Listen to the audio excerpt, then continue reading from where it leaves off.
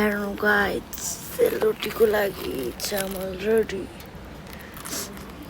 भोलि लिएर जाने सेलरोटीको लागि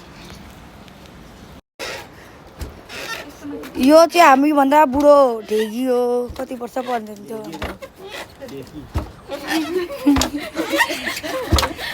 यहाँ चाहिँ रोटीको तयारी हुँदैछ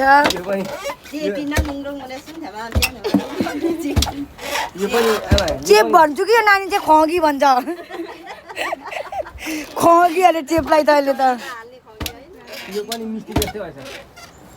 खगी हैन उता एक साइड हाइट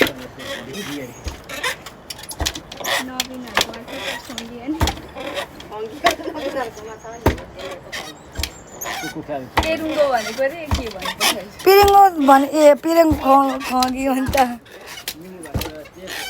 चेप हौ चेप होइन त्यसको नाम के को खगी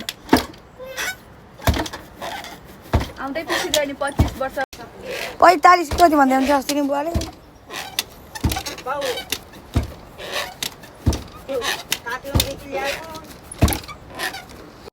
पुरानो भएर बाङ्गी गयो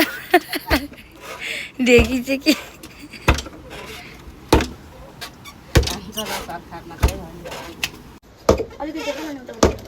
आमाले मेरो भिडियो बनाइदिँदैन भनेर होला राम्रो भएर आएको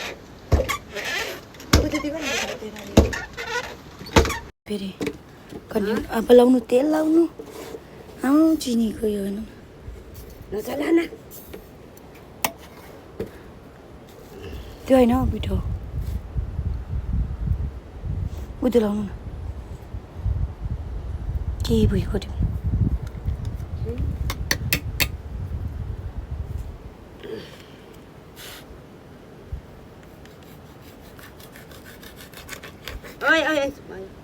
हुन्छ हौ लिया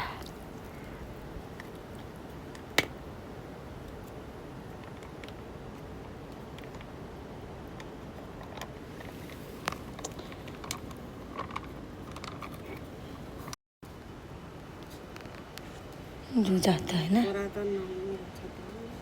अन्त यत्रो धेरै भइसक्यो यत्रो धेरै चाहिँ कहिले खाइ दही भएको दुध भएको राम्रो हुन्थ्यो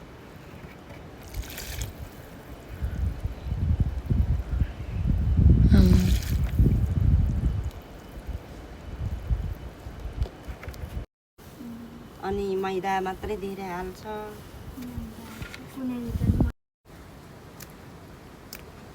45 40 साल की नवीन आने हैं ना